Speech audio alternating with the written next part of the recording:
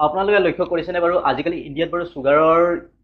চুগাৰৰ পেচেণ্ট কিয় বাঢ়ি গৈছে আৰু কেঞ্চাৰৰ পেচেণ্ট কিয় বাঢ়ি গৈছে আৰু হাৰ্ট এটেকৰ সংখ্যা কিয় বাঢ়ি গৈছে আৰু বহুত অন্যান্য বেমাৰ নতুন নতুন বেমাৰে মানুহবোৰক কিয় দেখা দিছে সেইবোৰৰ বিশেষ কাৰণ হৈছে আমাৰ ইণ্ডিয়াৰ যোনটো খোৱা বোৱা যোনটো খাৱন আৰু পিন্ধন তাৰ ওপৰত বহুতো ইম্পেক্ট পেলাইছে যাৰ ফলত আমাৰ চুগাৰৰ প্ৰব্লেমৰ পৰা কেঞ্চাৰৰ প্ৰব্লেম বহুতো হানিকাৰক বেমাৰ আমাৰ দেখা দিছে সেই আজি টপিকটো হৈছে সেইবোৰৰ ওপৰত কেনেকৈ আমি হেৰি কৰিব পাৰিম আৰু আমি বিশেষ হৈছে কেলৰিক্স আৰু প্ৰটিন এই দুটা আমাৰ কাৰণে কিমান সেই দুটা জানাটো আমাৰ কাৰণে কিমান ইম্পৰ্টেণ্ট হয় আৰু সেই দুটা আমি কেনেকৈ কণ্ট্ৰল কৰিব পাৰিম তাৰ ফলত আমি সুস্থ আৰু সবল হৈ থাকিব পাৰিম হেল্ল' বন্ধুসকল কি খবৰ মই মনোজ আৰু আপোনালোকে চাই আছে ডি মডাৰ্মাই ইউটিউব চেনেল নতুন হয় যেতিয়া চেনেলটো যোগৰ কাৰণে ছাবস্ক্ৰাইব কৰক আজিৰ টপিকটো হৈছে প্ৰটিন আৰু কেলৰিক্স আৰু আমাৰ ইণ্ডিয়ান খোৱা বোৱাৰ ওপৰত টপিকটো আমাৰ যোনবোৰ ইণ্ডিয়াৰ এতিয়া বৰ্তমান খোৱা বোৱা আমাৰ যোনবোৰ এখন থালি দি দিয়ে থালিখনত ভাত এগাল দি দিব দালি অলপমান দি দিব আৰু আলু পিটিকা অলপ দিব খোৱা তাতে আপোনালোকে জানেনে যোনখিনি ৰাইচ দিয়া গৈছে ৰাইচখিনিৰ প্ৰটিনৰ মাত্ৰাটো বহুত কম থাকে পাৰ 100 গ্ৰামত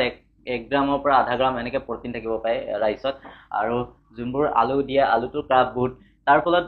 সেই থালিখনৰ প্ৰটিনৰ মাত্ৰাটো কমি থাকিলে যোনজন মানুহে সেই খোৱা বোৱাটো কৰা হয় তেখেতে মানে কি কেলৰিজ বেছি খায় আৰু প্ৰটিনৰ মাত্ৰা নামাত্ৰ প্ৰটিন খায় যাৰ ফলত তেখেতলোকৰ মাংসপেশী যোনবোৰ মাংসপেশী মাচুল হয় মাচুলবোৰৰ বৃদ্ধিৰ বাবে তেখেতলোকে যেতিয়া কাম কৰিব সেই মাচুলবোৰ ফাটিব ফাটাৰ পিছত তেখেতলোকৰ ৰিকভাৰী হ'বৰ কাৰণে যোনটো প্ৰটিন লাগে প্ৰটিনটো নাপায় তাৰ ফলত আৰু তেখেতলোকৰ বহুত বেমাৰ দেখা দিয়ে আৰু কেলৰিজ এনেকুৱা এটা বস্তু যোনটো বডি আমাৰ মানে বডিটো সাপোজ ধৰি লোৱা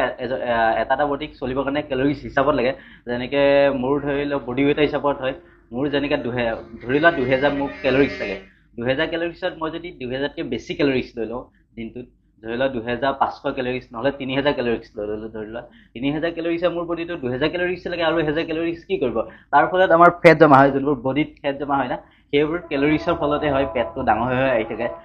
সেইকাৰণে আমি কেলৰিজটো কম খাব লাগে যিমান হয় যদি বডি ৱেইটটো কম কৰিব লগা হয় যদি মাচুল বঢ়াব লগা হয় তেনেহ'লে কেলৰিজ মাত্ৰাটো কম কৰিব লাগে আৰু প্ৰটিনে কিদৰে কাম কৰে প্ৰটিনটো বিশেষকৈ যোনবোৰ মাংস হয় মাছ হয় কণী হয় আৰু যোনবোৰ ভেজ হয় তেখেতলোকৰ বাবে বুট হয় মটৰ হৈ গ'ল পনীৰ হৈ গ'ল আৰু গাখীৰ সেই প্ৰটিন দেখা পোৱা যায় যোনটো প্ৰটিনে আমাৰ বডিৰ কাৰণে কেনেকৈ কাম কৰে প্ৰটিনে আমাৰ বডিটো যেতিয়া আমি হেভি ৱেইট উঠাওঁ ধৰি লওক ছাপ'জ জিমত গুচি যাওঁ জিমত যোৱাৰ পিছত হেভি ৱেইট উঠাৰ পিছত যেতিয়া মাচুলটো ক্ৰেক হ'ব ধৰে ক্ৰেক হ'লে তেতিয়া মাচুলটো ক্ৰেক হোৱাৰ পিছত সেই মাচুলটো ৰিকভাৰী কৰিবৰ কাৰণে প্ৰটিনে কাম কৰে চাবচোন আপুনি মানে যদি হাতখন কাটা যায় ধৰি লওক আপোনাৰ হাত চাত কাটা গ'লে তাতে এটা অলপ টাইমৰ পিছত বগা চাম এটা বহে সেইটো হৈছে প্ৰটিন যোনটোৱে আমাৰ বডিটো ৰিকভাৰী কৰে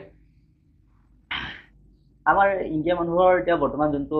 মেণ্টেলিটি যে ঘি খাব লাগে ঘিটো একচুৱেলি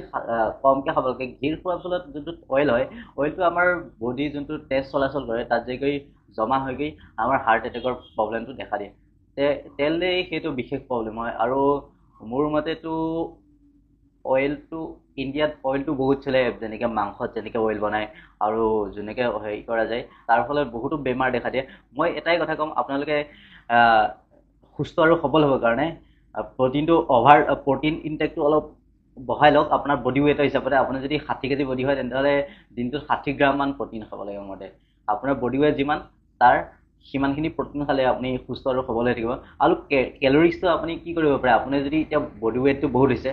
বডি ৱেইটটো কমাব বিচাৰে তেতিয়াহ'লে আপুনি খোৱা বোৱাত অলপ ধ্যান দিয়ক ৰাইচটো অলপ কম খাওক ৰাইচটো এনেকুৱা বেলেগ ৰাইচটো আপুনি যদি ৰাইচটো নেখালে যদি আপোনাৰ ভোক বেছিকৈ লাগে তেতিয়াহ'লে আপুনি ৰাইচৰ সলনি বেলেগ বস্তু খাব পাৰে যেনেকৈ মধুৰিআমটো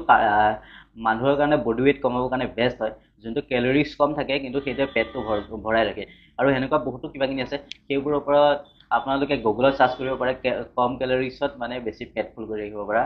ৰাইচটো কমাই খাওক আৰু যোনবোৰ কেলৰিজৰ বস্তু হয় সেইবোৰ কমাই খাওক আৰু প্ৰটিনৰ যোনবোৰ বুট মগুৰ সেইবোৰৰ মাত্ৰাটো বেছি কৰক আৰু মাংসটো অলপ বেছি কৰক তাৰ ফলত আপোনালোকে সুস্থ আৰু সবল হৈ থাকিব আজিৰ টপিকটো ইমানেই আছিলে নমস্কাৰ জয় হিন্দ